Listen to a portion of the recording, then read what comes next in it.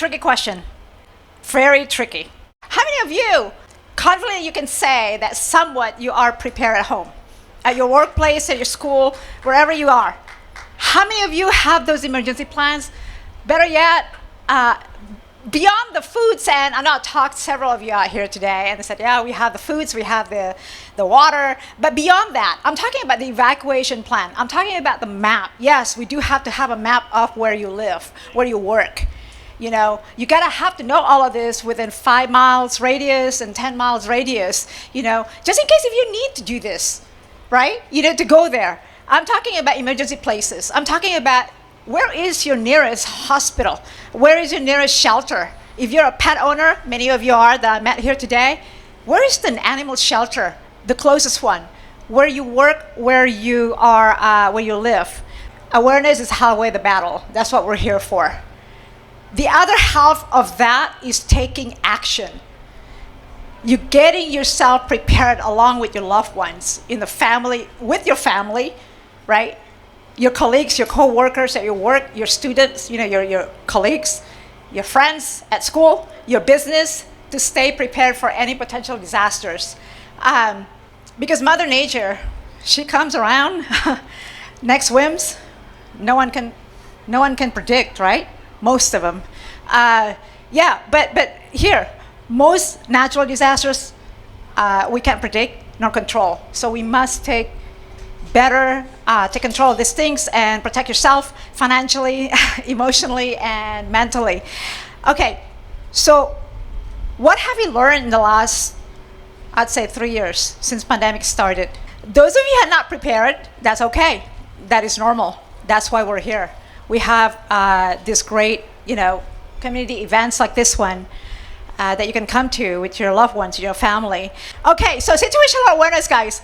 When you hear those two words, what comes to your mind? Anyone? Raise your hand. Anyone? Look around. Environment. Your surrounding, your environment, right? Right. When you come in today, you should already prepare mentally. Where are the exits? Where are the bathrooms? Where are alternative routes?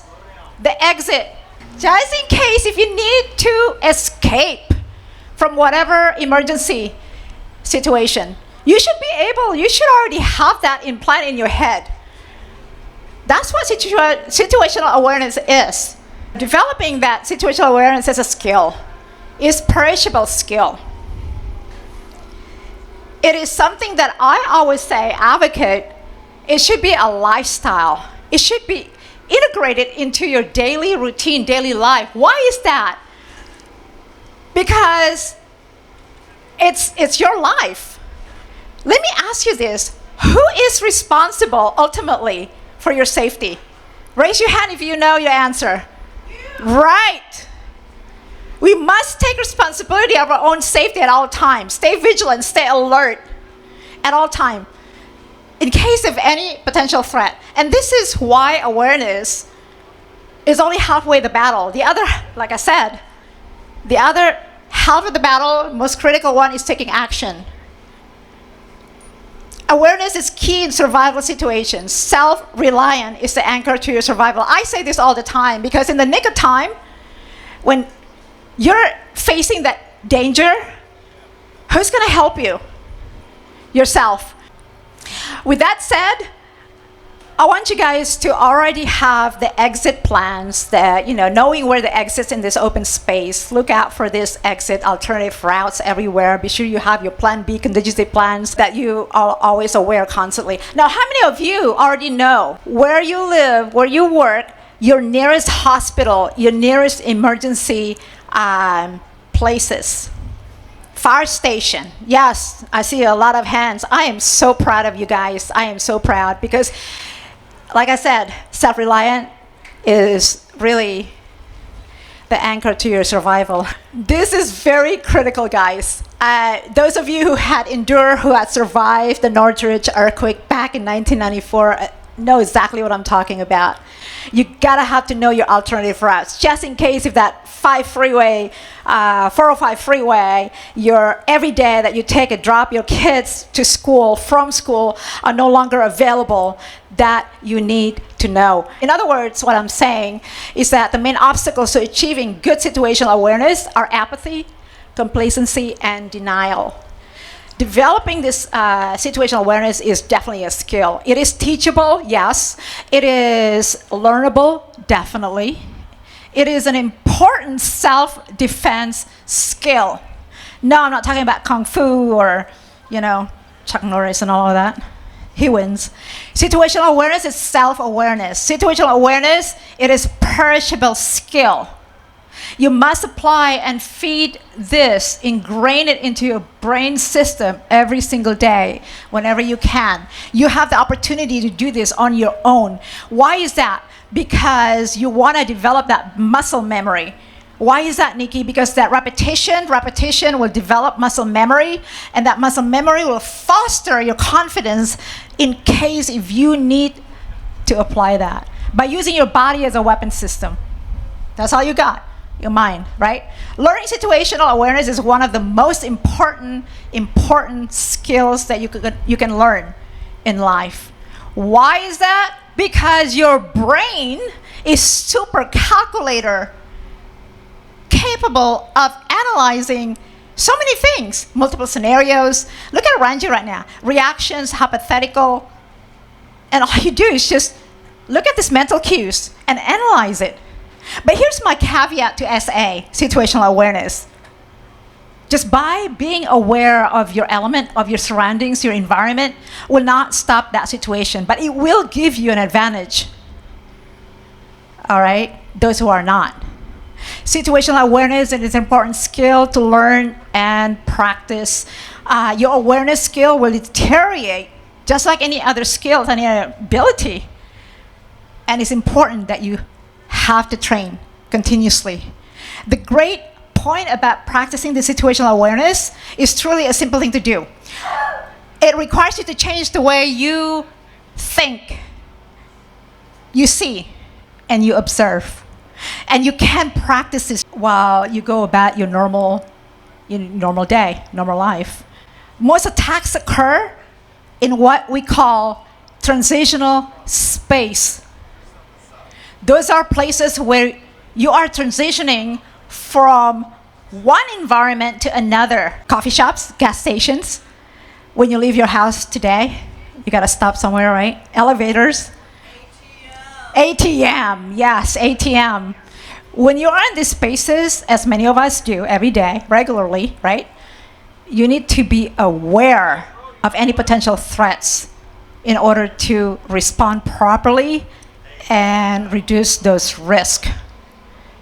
Because we know the reality, we're not going to be 100% prepared, right? We know that, but we can certainly reduce the risk. These are a few things that keep in mind when you are in transitional space, I should say. Convenience store, for example. Let's talk about that a little bit. To stay safe in a convenience store, right? How many of you are doing this? I do this all the time. Let other people pay before you avoid having your back exposed. I hate to do that. I always I'm not paranoid. I'm not teaching paranoia, but just be outsmart. Just be smart about it. Common sense. If someone wants, look and appear unusual before you, maybe you should put that radar, of situational awareness. Okay, I'm in condition yellow right now. Don't stay in a potential lethal situation unless necessary, even if you are armed. How many of you go to restaurants? I do this too. And always scan through to see if there are any other doors. Here you go, yeah, exactly. Besides the one that you came in through, right? I turn it up one notch up. Better yet, I excuse myself to the bathroom, give me the opportunity to check out the kitchen, check out the back side of the restaurant, check out who's who, what's going on here. It's just for your own thing, right? For your own safety. I go to the bathroom and just kind of look at, the chef. If we are able to do that, just take as much visual notes in all of this. It is your environment. If you feel uneasy around people in a parking lot, don't ignore it. Just don't ignore it, because all of these are your gut feeling, your instincts. You were born with it. Follow that. Your safety is not a competition, you guys. Pass your vehicle or turn around whenever necessary. Okay? Don't park of course, don't park. It's all common sense, once again. Don't park in a sketchy area. Stay aware of your surroundings. Don't ignore all of these potential threats. All of these little things that make you go, oop, this is not usual. Oop, this is not normal. While staying alert will not stop all attacks, it will decrease the chances to properly respond to the attacks if and when it happens. You should be ready with that. In other words, stay alert to decrease chances of attack and respond effectively whenever necessary. How many of you heard a concept called color code of mental awareness? How many of you? I want to see some hands. The concept of color codes of mental awareness was originally put forth by a Marine Colonel, Jeff Cooper. Each color code corresponds to the amount of danger to which they're exposed to at a given time. So this refers to your current state of mind and your willingness to take action regardless if this is a real threat or imagined threat to get you on your toes. Color codes are broken down into 5 colors: white, yellow, orange, red, and black. Each color represents this willingness of you to take action. All right, so Nikki, how do we start applying and practicing this situational awareness? All right, I'm gonna go really quickly here. There are some simple exercises to practice your situational awareness. Scan. First one is scan, guys. Let's do this together. If you're with me right now, scan and take visual notes of your surroundings. Expand your fields of vision. They say fields of vision is about 114 degrees, right? That's not 360, so guess what? You have to do the rest. Expand your field of vision by scanning and taking visual notes of your surroundings right now in this campus. Gorgeous day today, right? Tunnel vision won't cut it for self-defense. Practice by slowly, let's do this together, moving your eyes from left to right slowly while walking, while standing, whatever you want. Practice this every opportunity that you can get. Situational awareness can increase your chances of survival. But like I said, the caveat to that, it won't stop the situation. Right? Second thing is observe. Observe. You can practice this anywhere you go. I do this when I'm driving, stuck in traffic. You can get your family members also to get involved in this at home, or when you guys go in road trips, or take your children to school, drop them off, and things like that. You can certainly get them all involved.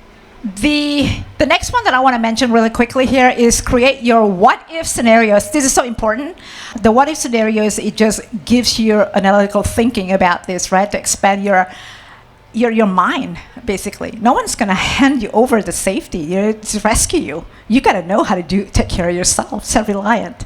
You got to know how to do this. Creating what-if scenarios is extremely useful skill in your self-defense arsenal. You always want to be thinking 2-3 steps ahead. Formulating your plans, contingency plans, plan B, plan C, plan D, ahead of time in your head. That's why I mentioned about the brain. That's why I mentioned about the mindset. That's why I mentioned about the mind. Use that. That is your power, your thinking, your instinct, your gut feeling. Follow that. You were born with it. God has given you. Again, I'm not talking about being paranoid here at all. I'm talking about getting simply in the proactive mindset. When you do go home today, I really want you to communicate these things that you learned today at this event to your loved ones and start practicing today. This may save your lives, okay? A whole lot of common sense, Something that we all need to be reunited these days, guys, unfortunately. I will leave you with this quote. All right, I'll let you go back to this great life-saving event. One of my favorites of all time. Safety is something that happens between your ears not something that you hold in your hands. Who knows who said this in the quote? Jeff Cooper, my favorite guy. Yeah, he used all of this color-coded mental awareness in the combat training military.